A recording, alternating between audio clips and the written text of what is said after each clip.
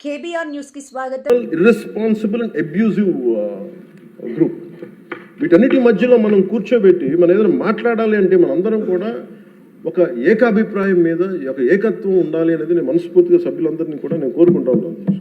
అంటే వాళ్ళు చూడండి, ఆర్టికల్ 21 కాన్స్టిట్యూషన్ ఆఫ్ ఇండియాలో protection of life and personal liberty మాట్లాడితే మేబీ వాళ్ళు ఏమనుకున్నారంటే endangering others life, violating their liberty must be fundamental right అనుకుంటున్నారు వాళ్ళు. ఇది మనం కరెక్ట్ చేయాలి. అలాగే ఆర్టికల్ 19లో 1A all citizens have the right to freedom of speech and expression అంటే వాళ్ళు ఏమనుకున్నారంటే for them it is right to abuse others అనుకున్నారు. ఇవన్నీ కరెక్ట్ చేయాలంటే మటుకు మనం చాలా బలంగా మనలో మనం ఎలాంటి పొరపక్షాలు లేకుండా మనలో మనకి ఎలాంటి గొడవలు లేకుండా ఉంటే తప్ప ఇలాంటి అబ్యూజివ్ వ్యక్తుల సమూహాన్ని మనం ఎదుర్కోలేము అధ్యక్ష. కల్తీలు వాళ్ళే చేస్తారు, వాళ్ళే బూతులు తిడతారు. ఎలా ఉంటుందంటే హిందీలో చెప్తారు, ఉల్టా చోరు కొత్త వాళ్ళు కూడా అంటే దోపిడీలు చేసే దొంగ పోలీసు వస్తే పోలీసుని దొంగ అని అరిచాడు. వాళ్ళే తిట్టి వాళ్ళే అబ్యూస్ చేసి మళ్ళీ మనం తిట్టామని చెప్తారు. కల్తీలు వాళ్ళే చేస్తారు. కానీ మనం డిఫెండ్ చేసుకోవడానికి irrespective of whether we are from different parties, మనం విభిన్నమైన కుల సమూహాల నుంచి రావచ్చు. కానీ బట్ రాష్ట్ర ప్రయోజనాలకి మనందరం ఒకే గళంతో ఉండాలని మనస్ఫూర్తిగా మీ ద్వారా నేను అందరూ ఉండాలని కోరుతున్నాను.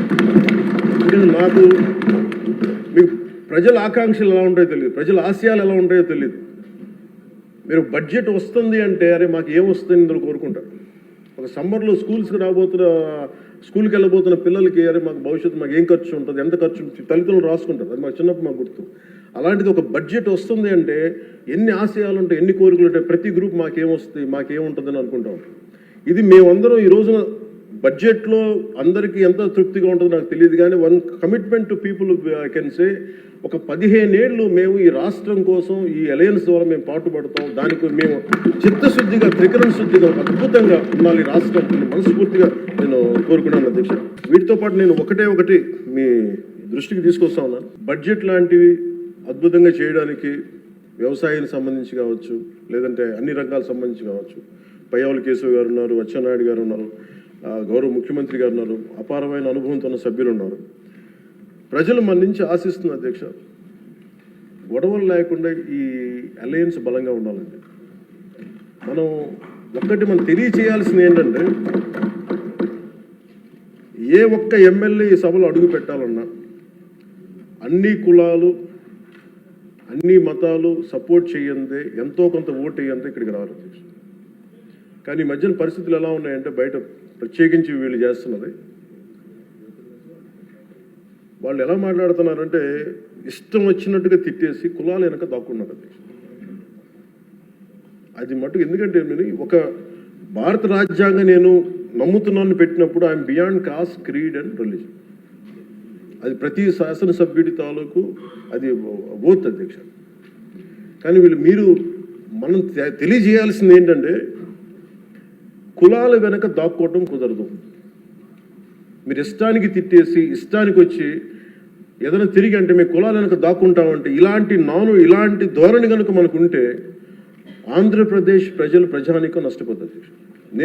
నేను చెప్తున్నాను, కులాలు మతాలు ప్రాంతాలు దాటకపోతే ఈ రాష్ట్ర ప్రయోజనాలను మనం సాధించలేము. ఖచ్చితంగా ఇది మీరు పదే ఇది మీరు ఇళ్లలో మాట్లాడుకుంటారా, ప్రజలకి తెలియజేస్తారా, మీ నియోజకవర్గాలు ఇది చేయకపోతే ఏమైపోతుంది అధ్యక్ష?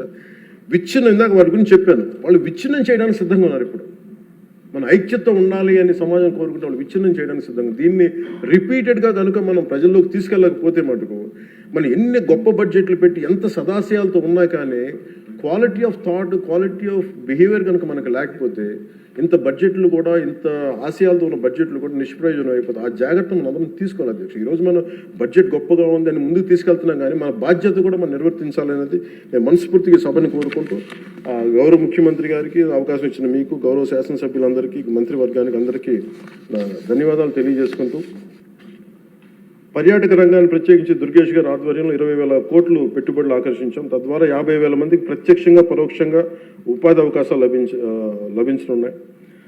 అలాగే గౌరవ మన సివిల్ సప్లైస్ ఆహార పౌర సరఫరాల శాఖ బాధ్యతలు నాదెండ్ల మనోహర్ గారు స్వీకరించిన తర్వాత గత ప్రభుత్వంలో హెచ్చుమీరిన రేషన్ మాఫీ ఆగడాలను అడ్డుకట్టు వేయాలని నిర్ణయించుకున్నారు.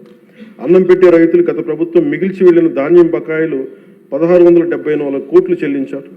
మన ప్రభుత్వ హయాంలో చేసిన ధాన్యం కొనుగోలుకు 4,80,000 మందికి పైగా రైతులకి 24 గంటల్లో 10,650 కోట్లు వారి ఖాతాల్లో జమ చేశారు.